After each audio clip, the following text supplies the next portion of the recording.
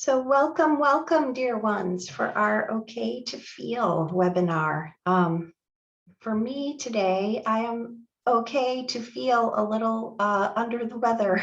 I woke up with kind of a fever and a bad cold, so um, we're gonna choose sort of a quiet Zen, floating sort of way of being today. At least from my side, you can provide as much energy from your side as you want to. So we've got my darling daughter, Kiara, here with us today. She's the virtual assistant for Awaken Coach Institute and an author and an artist and lots of good things. And I just wanted to invite her to open us with a reading from Rumi, a poem called The Guest House, and she'll read it through for us twice. This being human is a guest house. Every morning, a new arrival. A joy, a depression, a meanness, some momentary awareness comes as an unexpected visitor. Welcome and entertain them all. Even if they're a crowd of sorrows who violently sweep your house empty of its furniture, still treat each guest honorably. He may be clearing you out for some new delight. The dark thought, the shame, the malice, meet them at the door laughing and invite them in. Be grateful for whoever comes, because each has been sent as a guide from the beyond. One more time. This being human is a guest house. Every morning, a new arrival. A joy, a depression, a meanness, some momentary awareness comes as an unexpected visitor. Welcome and entertain them all.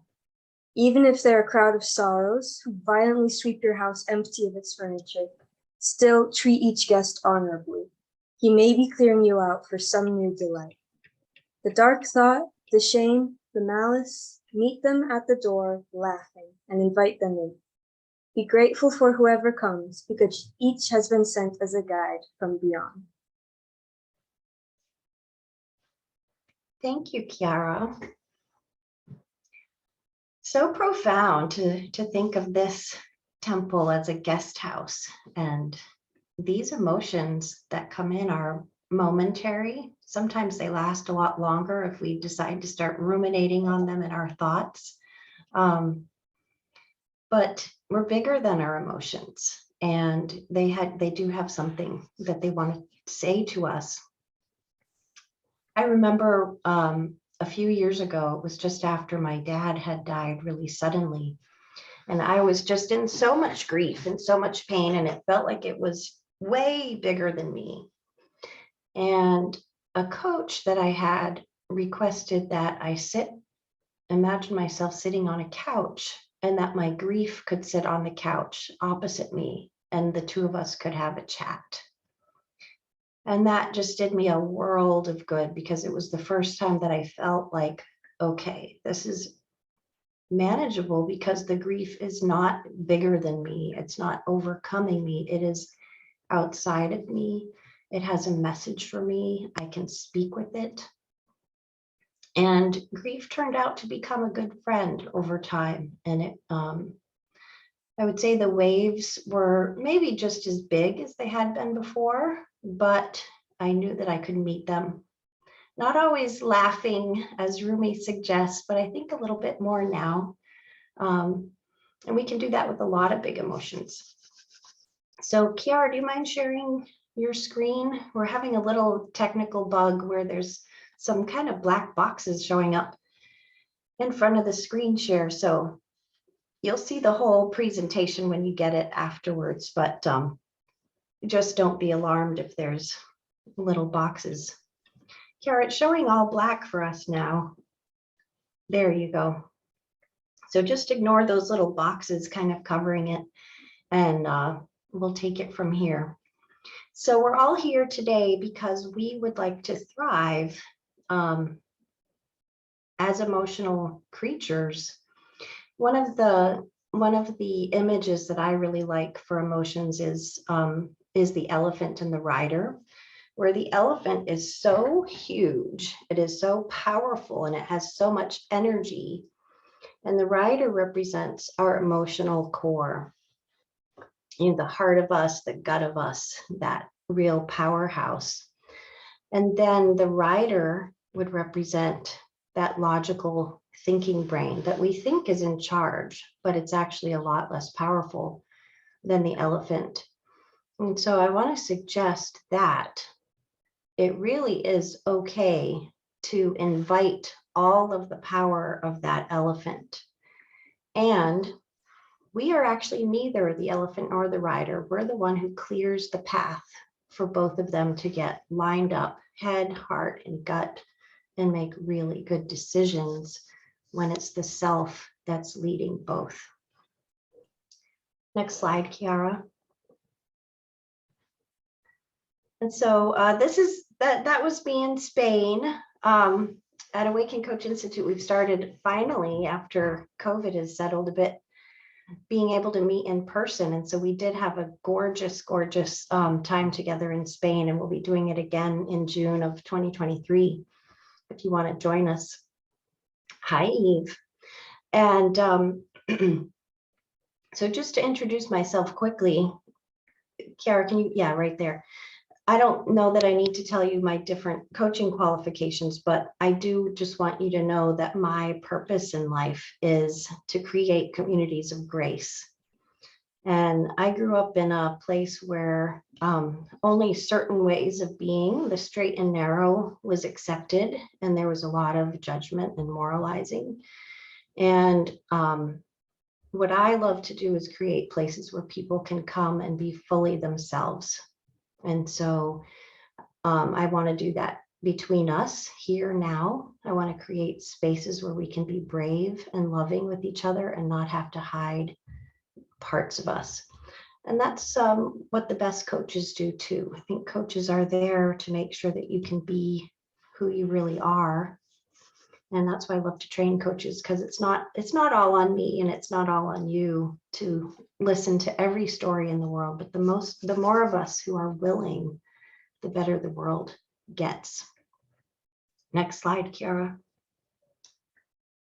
So just letting you know, you will receive the recording if you want to go through this material again, as well as the slides. So you don't really need to take notes. You can just be fully present here. Next slide, Kiara. And so I want to invite us, this is kind of a really simple mood meter. It was created by a Yale professor, Mark Brackett, who is just inviting people to kind of dumb down emotions to as simple as possible. You just ask yourself, how pleasant is this emotion that I'm feeling? And how much energy does it have? And so if you're coming into a room feeling very unpleasant and very low energy, you might be feeling despair. And at the opposite end, if you're feeling very, very pleasant and very high energy, you might be feeling ecstatic. And so he just kind of set it up as this grid so that you can ask yourself those two questions and come away with a really simple way to tell a few more words, language about how emotions are with you. So I want us to get a little interactive with this. If we can go to the next slide, Kiara. I'd love to just see what you've got to say in the chat. I'd like to know what you like to be called, if it's different from the name you already have on the screen, where you're calling in from, and just 2 emotions that you're coming in with today. And when we teach the emotions course at Awaken, we recognize that we usually have a mix of emotions. And when you ask people about their emotions, it can be helpful to ask about a range, because someone might say that they're feeling afraid, but they could also be feeling anticipation or hope, or a bit of foreboding joy. Somebody might say that they're feeling angry, but they might also be feeling uncertain and embarrassed, or there might be something else going on underneath. So I'd love to just see in the chat, what are 2 emotions that you're coming in with? I think for me, I'm just really tired because I've got this bad cold, but I'm also really hopeful. I think I get a little anxious before these because I don't know exactly who's going to come. So Caroline is coming from just a bit south of me. We've got our range. Elaine is in Paris. And so feel free to keep interacting in the chat as we go along. I'd like to hear, how did you find out about Awaken? Can you go to the next slide? So Nina, welcome from South Africa. Hope and anticipation, me too. Let us know in the chat, how did you find out about this? Are you a friend of someone who's been through our program? Are you a friend of mine? I think I know quite a few of you here.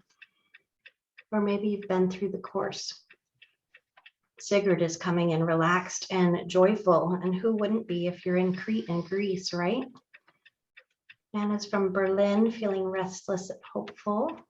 Susanna is in the car. Okay, so yeah, be at peace. You can interact as much as you like. And Caroline is an alumni. Thank you. Welcome, welcome, Eve, with feeling tired and discouraged. I know all about that.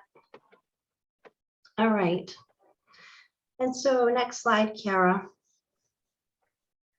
I want to know what you'd really love to get out of this webinar. Can you go to the one right before that, Kiara? Where it says, do you want to? There you go. So what is it you'd most like to get out of our brief time today? You want to learn to love yourself the way you are?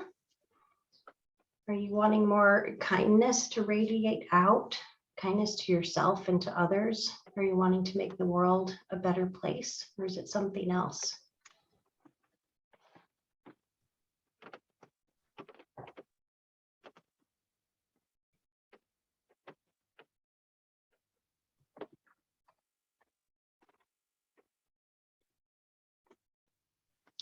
For me, I think I want all three of those and more. I mean, creating communities of grace is what I really like to do.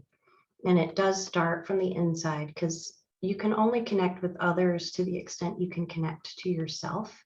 And so the extent to which I can accept the way I'm feeling right now, and maybe like Rumi said, there might be a little meanness, or there might be despair, there might be all kinds of things, and just loving myself through it gives me the opportunity to radiate kindness out in the world. Okay. So we've got some answers in the chat. And if you haven't answered, just know for yourself, it can be hard when you're judging yourself constantly. You're wanting to be perfect. And that also radiates out to others. So let's see how far we can get in just feeling the way that we are feeling right now and letting that be okay. Kiara, I want us to skip ahead a couple slides to the to jump right in to what we're doing. So I want to walk us through a 4-step process with emotions, which has an acronym. Can you go back to where you were? There you go. We want to start with the letter R, which is recognize. And we're going to walk through a 4-step RAIN, which is made popular by Tara Brach. And so the first thing that we're going to do, in fact, we've already done it for those of you that looked at that Mark Brackett's emotions grid and typed into the chat how you're feeling, is be able to just put words to how you're feeling. And it's really funny, isn't it, how just putting a name to it it just calms the whole thing down. And so sometimes we see that with really, really good parenting. You know, if a 2-year-old is having a tantrum and they're yelling and screaming and whatever, and the parent just comes up and says, "You're having a big feeling right now, aren't you? Are you feeling really angry?" And just something about being seen and heard. We could do that for ourselves too. It helps us to calm it down. So I'd love to hear from you. We're not going to use the Jamboard today, just the chat. But what are some emotions you've been feeling? And if you want to, just think through, and you could put it in the chat if you like. what are those, which of those are easiest for you to work with? Some people might feel regret, and that's just almost just cannot deal with regret, just want to go back to being okay right away, do not want to feel any remorse about the past. For other people, it's joy that can feel really scary. So which of those is easiest for you, and which of your emotions kind of get you a little discombobulated?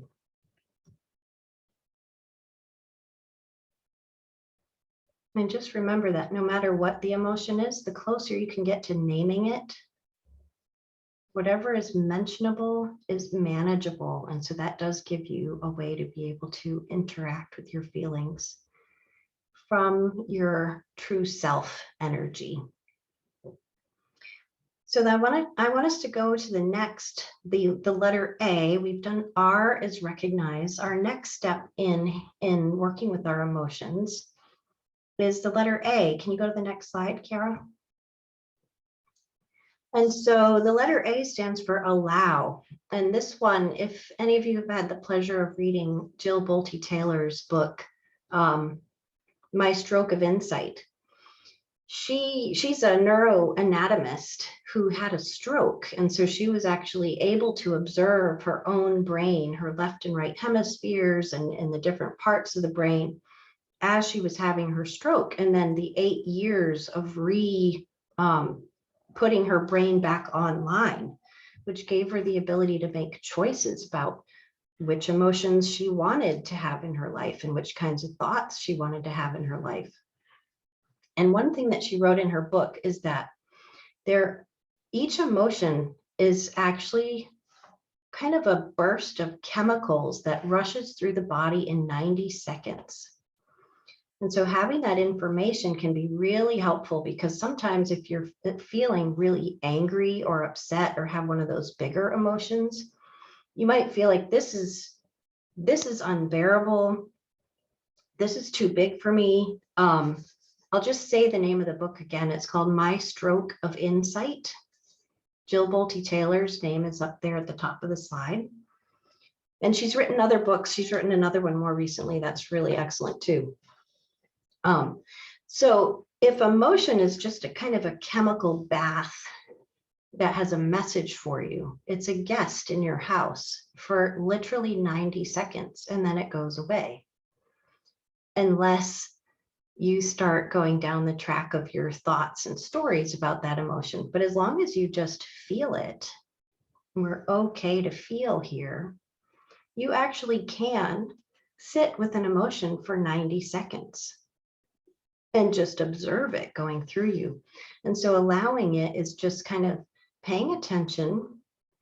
And this one, I struggled for about 8 years with panic attacks. Part of it is because of I have a genetic condition, Ehlers-Danlos, that makes my heart rate and temperature and things fluctuate a lot more than most people's. And so anxiety kind of hits me with a rush more than your average person.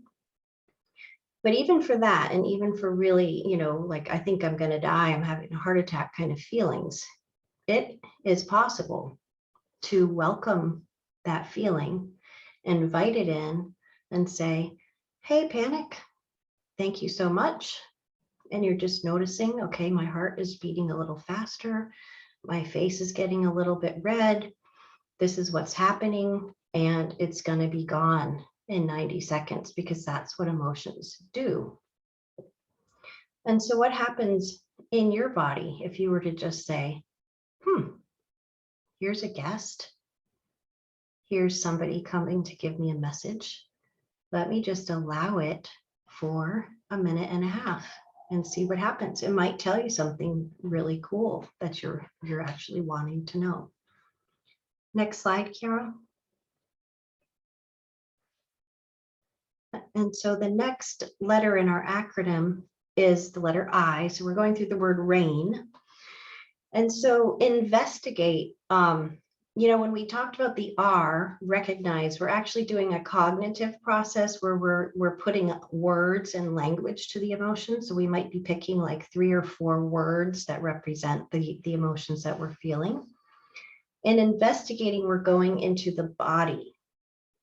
And so instead of thinking like this is me, you might kind of notice, okay, where is this emotion in my body? And it might be like, for me, sometimes anger shows up in my shoulder blades.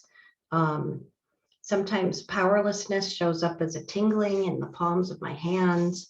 And the more you can get really used to feeling what things actually feel like in different parts of your body, the more you have ownership and an ability to make your decisions well.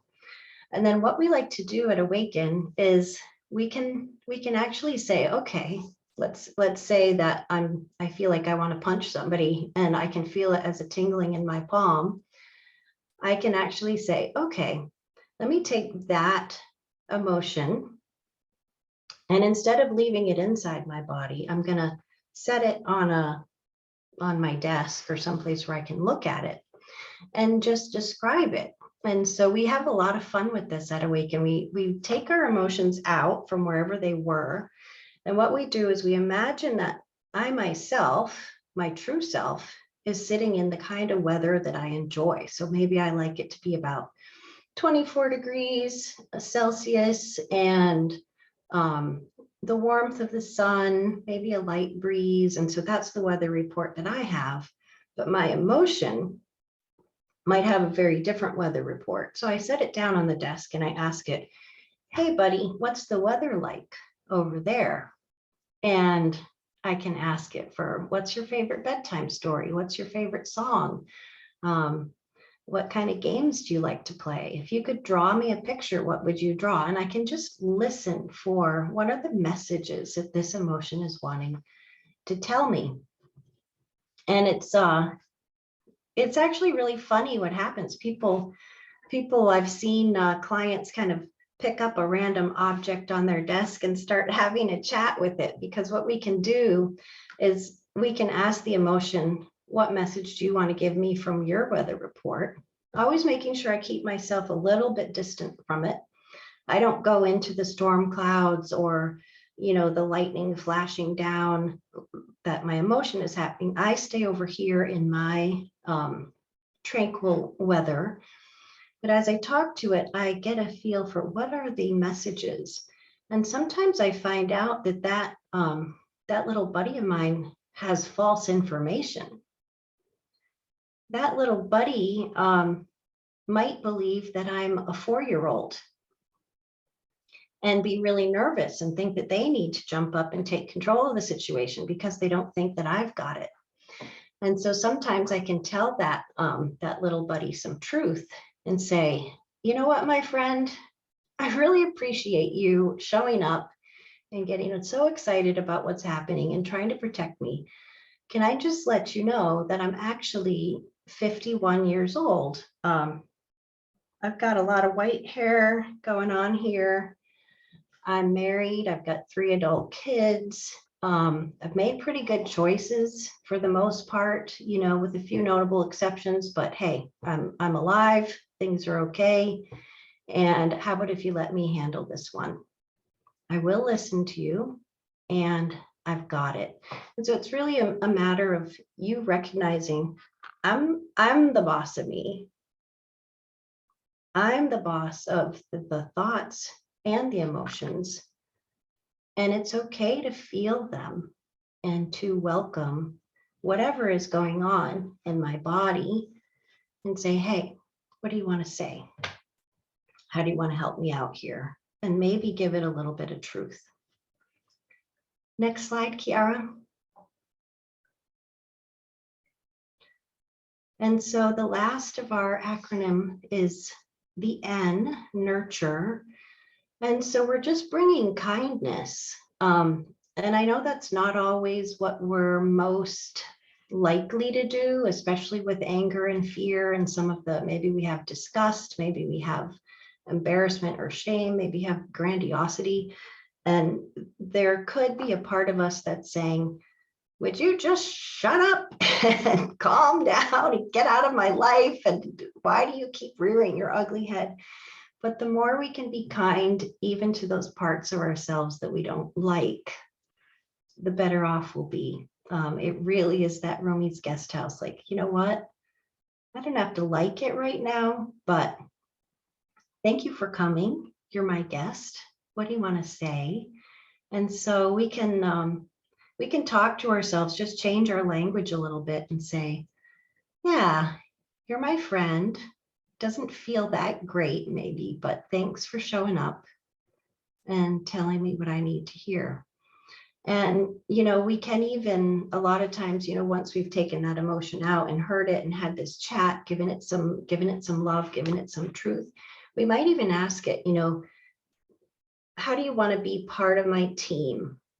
And maybe give it another job to do. And so sometimes we end up, cuddling it up, putting it somewhere safe, or maybe we say, I tell you what, you can ride on my back, but you're not allowed to be in front of my face. We put it where it's supposed to be, and we ask it to do what it's meant to do. And we remind it that it's there for a reason. And we really like it and respect it and want it to be part of things. Not the boss, I'm the boss, but that emotion is welcome to be part of things. So I'd love to hear, what are you guys feeling and taking away? Feel free to open up your mic if you want to speak or put something in the chat, but how does this process landing with you?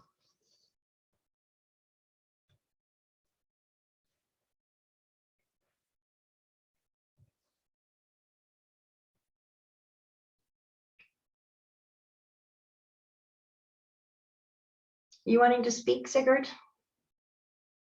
Yeah, I think for my part, it brings in a new set of viewpoints that I can bring with me, both in my work and privately as well, and some good challenges, to frame things differently, to see things differently. So I think that's a great takeaway, to dissect a bit and not let it take over, and puts you back into the leadership of your own life and your choices. Yeah, feels good. Feels good. It feels really boundaried. Yeah. And Susanna's appreciating the 90 seconds here. That one has been a lifesaver to me. Like, if anybody's gone through labor here, those of us who've had kids, it's like the contraction lasts for 90 seconds. And I know that it is 6 breaths. And so I can handle 6 breaths of just about anything, including fear and anger and anything else that might come up. And you can too. Anyone else want to make any comments about how this is landing so far? Elaine? Yeah, I think it's really interesting, and certainly a different way to be. And I like very much the investigative part, and I can see myself doing that. 90 seconds, I know is not that long, but I think my tendency is not so much to observe, but it's more let it go, which somehow shelves the emotion without staying with it, if you see what I'm trying to say. Mm-hmm. So my question would be, how do you stick and observe and not just say, just let it go? Yeah. Well, first of all, there is a time and a place for letting it go. It's not about letting it go forever. So it may be like, for example, let's say that I came into this webinar and I had just gotten a really mean email from somebody and I came kind of riled up. I could tell myself, you know what, this kind of riled up energy that's going through my body right now, it's not going to help me out necessarily for the next hour. So I can still take the 30 seconds to say, hey, honey, thanks so much for showing up. This is not a great time for me, but I promise, and you always keep your promises to yourself, I will come back and hang out with you in an hour after the webinar is done. And so you can actually ask an emotion to just hang out on a shelf in the back seat somewhere else for a while, as long as you keep your promise that I didn't forget you. I'm not stuffing you in a box forever. I see you, and we're friends. I'm going to hear what you have to say at the right time, and then do it. And you might this is my journal here. I was drawing something the other day. I don't know if you can see it. Anyway, I was having an angry moment. And so I drew a picture in my journal of like, what is this anger saying? Okay, so some of its messages were, you can make a choice here. You can treat yourself well. You deserve good treatment.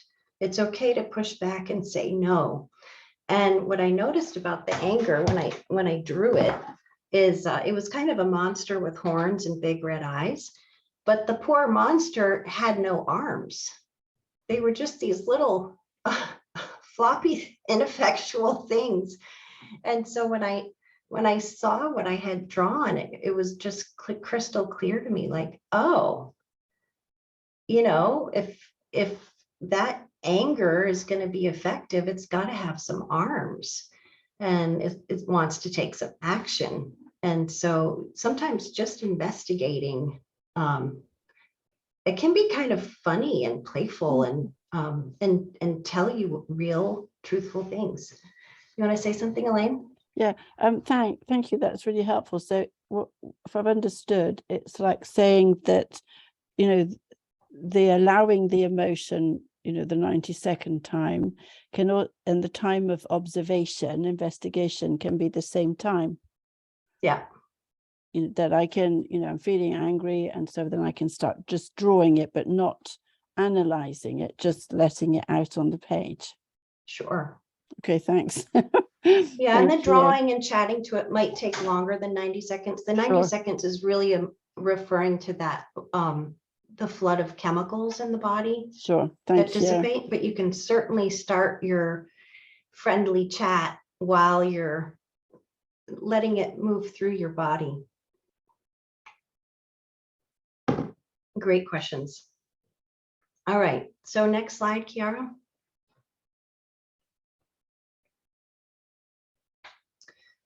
And so I just want to invite you, when you do this nurturing step, what are your favorite ways to be? Like, for me, I like the drawing, sometimes just breathing a little bit. One thing I really like to do, especially for I don't know why, so for me, it's my hands a lot. I feel kind of powerless at times, and I like to feel more strength in my hands and arms.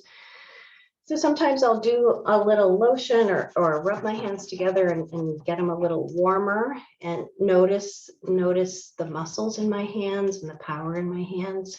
Another thing I like to do is a particular kind of hug that Peter Levine teaches, where you put your right hand under your left armpit and your left hand around your shoulder. And it's just kind of a way of containment, where you tell yourself, I'm safe right here in my own skin. I've got me. And I couldn't tell you all the brain science or what the acupressure points or whatever, why that helps, but it does. So feel free to take a minute and think about what helps you. So I want to shift a little bit. Sigurd was just mentioning using this at work. And so next slide, Kiara. I want us to talk about using the same process, RAIN, recognize, allow, investigate, and nurture, which we can just kind of be doing all day long. It can get very quick. It can take a long time, or you can just take a minute and go through it. Next slide. Let's see what happens when we're in a group, because a lot of times these big emotions come up, not because I'm hanging out by myself alone, although that can happen too, but sometimes it's when we're with other people. So next slide, Kiara. And so when you're at work or in your family, but in a team of people that's got to work together and make decisions together, you might notice that emotions are kind of rushing their way through the team too. And, you know, if you ever have had the blessing to live in a country that has herds of gazelles and prides of lions, you'll notice that an entire herd of gazelle, they might be eating grass. And then when there's a lion or another predator around, they all at the same time look up and they're on high alert.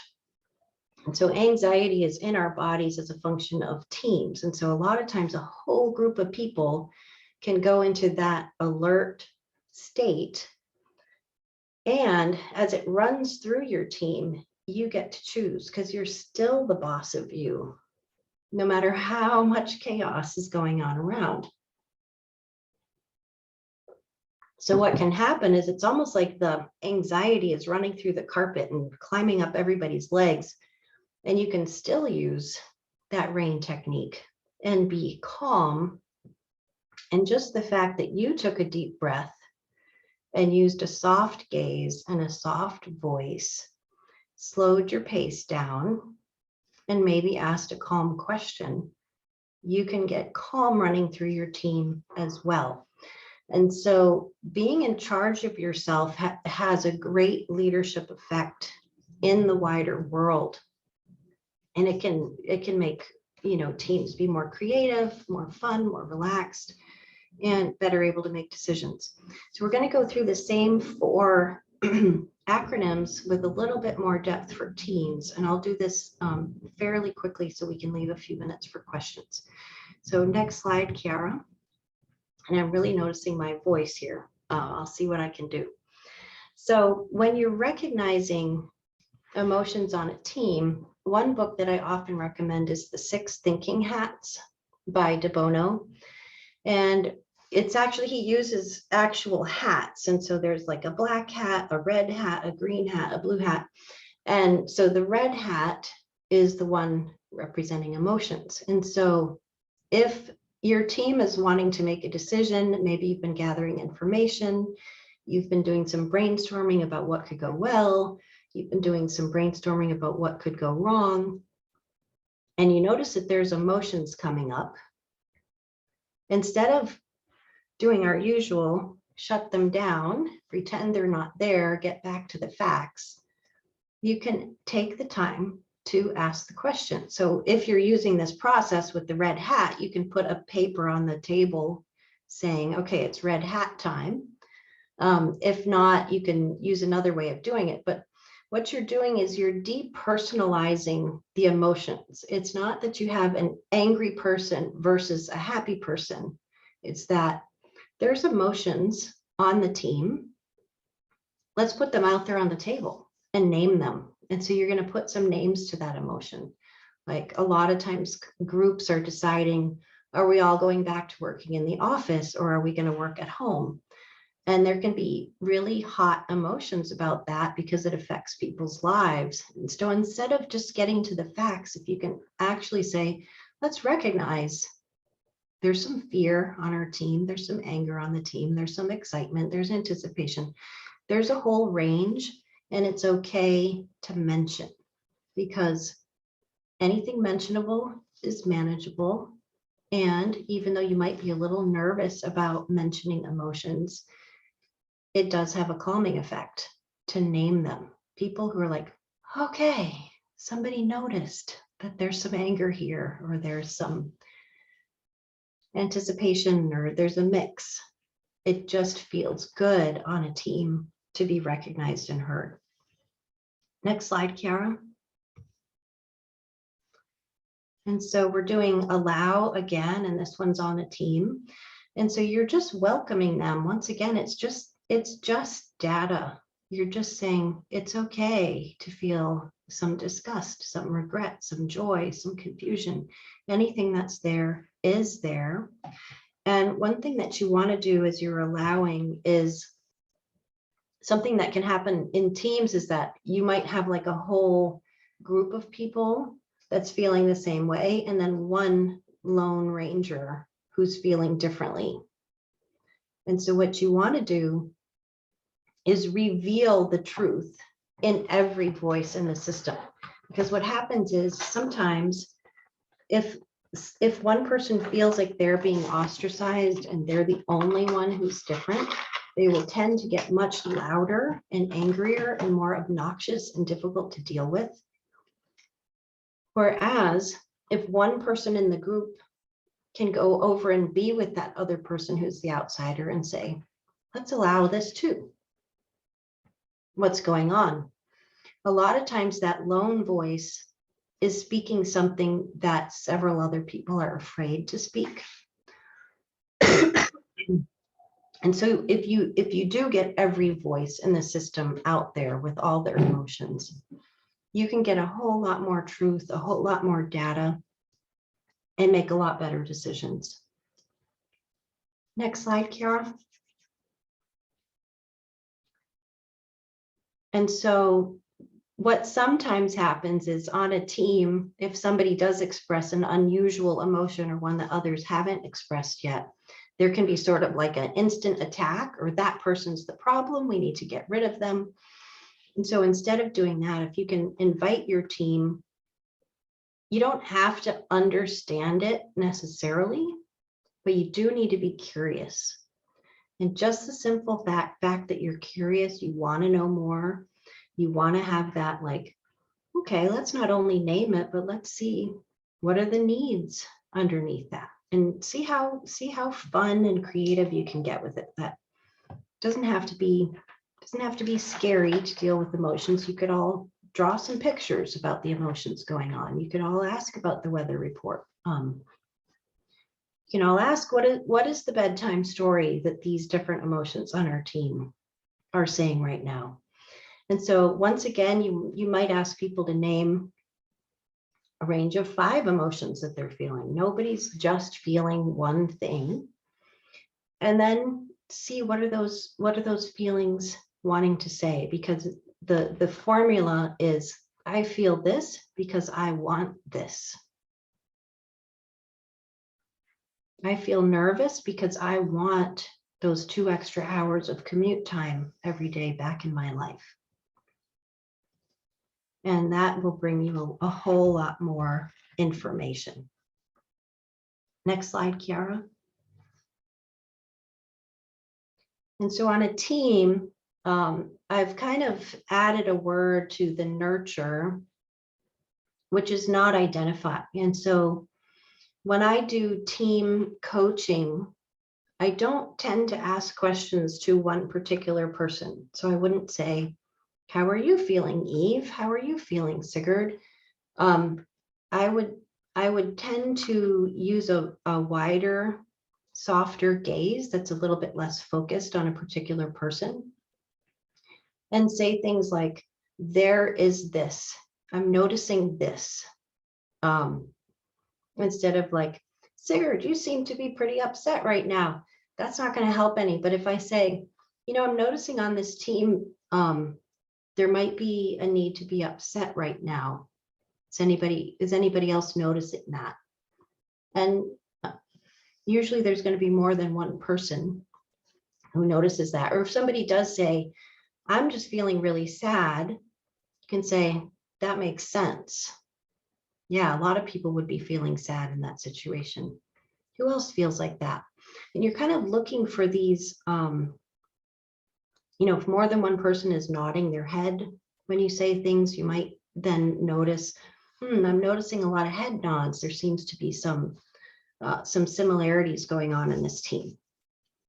And so what you're not doing is you're not identifying one person as the critic and another person as the optimist.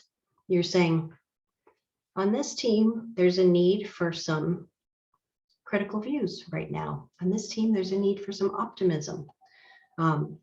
Both are needed, and their emotional roles that team members can play, they're not related to just one particular person, that they have to be that way all the time.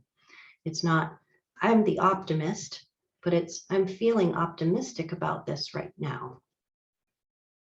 And there is a need for optimism on our team, and there's a need for criticism on our team. So just want to be curious about it all. Next slide, Kiara. So I'd love to hear from you. What is your nugget of wisdom? Maybe you have an action that you want to take based on this. You want to get in touch with your emotions, do a little drawing. Do you want to bring calm on your team? Feel free to use your mic or the chat, whichever one you prefer.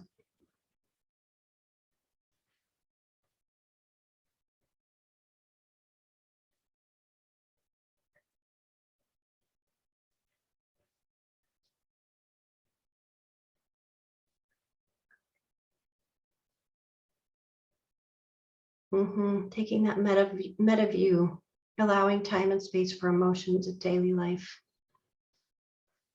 Thank you. Feel free to add to the chat, or you might be taking notes for yourself. Whatever you want to do is fine. And you can keep doing that as we go through the next few slides. Go ahead, Kiara.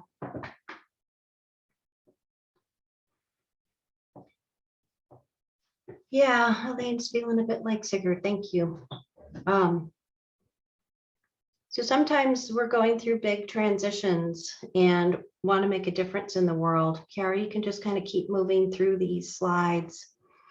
I know for me, when I was in my 40s, that was a time of really big spiritual transformation. I think it's still going on in my 50s.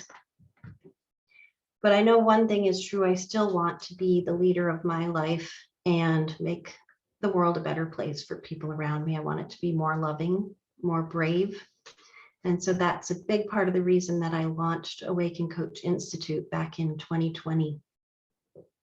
The way we do it is we have 2 virtual classes per year. They're kind of like on a semester basis. So we have one in March 2023 and one in September. Each of those is 16 weeks.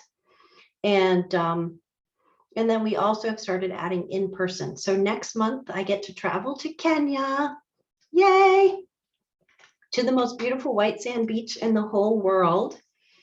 And so that's coming up just in a month.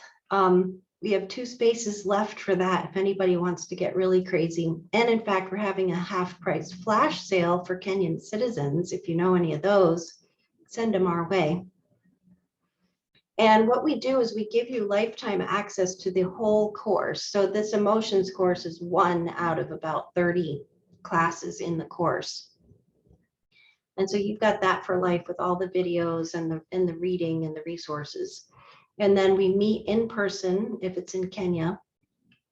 And then after we have our intensive, you'll have 6 months of mentor coaching. And so you are very welcome to spread the word, especially among Kenyan citizens and East African citizens, because I think there's a real opportunity for, we're just deciding to give back to East African citizens this year. And so we're probably not going to do it again, but we are doing a half-price sale for Kenyans and East Africans. So if you're from Uganda or Ethiopia, a couple other places, feel free to get in touch and we'll see if you can get into that class. And then our next virtual course is going to be in March of next year. So you can start thinking about that if you want to do 16 weeks. Caroline, you said that you were, I don't want to put you on the spot. You can speak or not speak if you want, but I'd love it if you want to say something about your experience in the virtual class. You are welcome to. Sure. Yeah, no, it was interesting, and I see Anna is there as well. So we were both of us Right. same cohort, and it was really beautiful experience. Intense as well. I mean, although it's only once a week. I mean, I think that before doing one needs to put the right amount of time and energy and all of that. But it's been really very transformational at a personal level, and I even just going through the course has helped me address some big issues I wanted to address in terms of because as a coach, the first thing we say is that it needs to be a place of not judgment, so not judging the person we coach and not judging ourselves. So that was really one big thing that was helpful the course and really very, very deep connections with everyone in the group, and really a very spiritual experience and very, very uplifting at many levels. So I highly recommend it for anyone who is interested. Well, we're so proud of you too. I mean, you've started the GEM group and you're making the world a better place and a braver place with young people. And I saw you've just got a good contract. I think is it in Sweden? In Sweden, yes. Lovely. It's so exciting to me, the ripple effect, you know, what you've been able to do beyond like your own life for sure, and also what you're doing with young people internationally. It's really beautiful. So thank you. Thank you. Anna, I know you don't want to be on video. You're welcome to speak or not if you want to add anything to what Colleen just said. No, I just don't have the camera because I don't have my details actually. But I'm really Okay. glad to see Caroline and to hear about her podcast as well. I don't know if I can add much, but it just warms my heart to hear that. We'll leave it there. Thank you, Anna. And we love seeing you in the mentor coaching, and you always get great reports from the people that you coach. They have sent in the most beautiful testimonials. So thank you so much for the work you do as a coach. Thank you. Thank you for teaching. All right. So I think Chiara's been kind of going through some slides in the background. So this is the program for you if you want to make a more compassionate world, if you want to make things more brave and more loving, and if you want to be the boss of yourself and you want to help other people to do the same thing. And next slide, this is not the right program for you. If you're just looking, you know, there's thousands and thousands of coach training providers. And there are some big ones that send people through quickly, and it's maybe about productivity and time management and lots of very good things, goal setting, all that. But our course goes really deep, and we believe that you can only connect with others to the extent you connect with yourself. And so we allow no more than 12 people in each group with several faculties. So there's no going under the radar. You do get very personalized attention from me and our senior faculty. We are committed to helping you be the most loving, brave person you could ever want to be.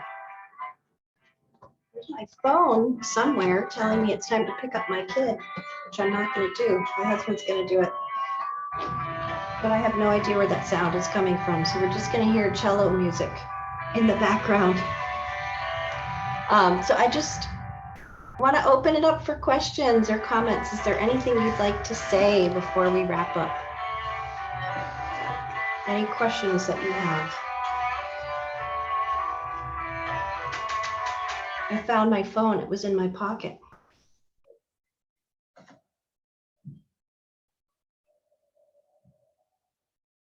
We've got just 5 more minutes max. If you have any questions, feel free. Thank you so much for being here. So some people are asking, what can they use their certification for? Some people use it because their job gives them promotions, or they get a better job because they have coach training.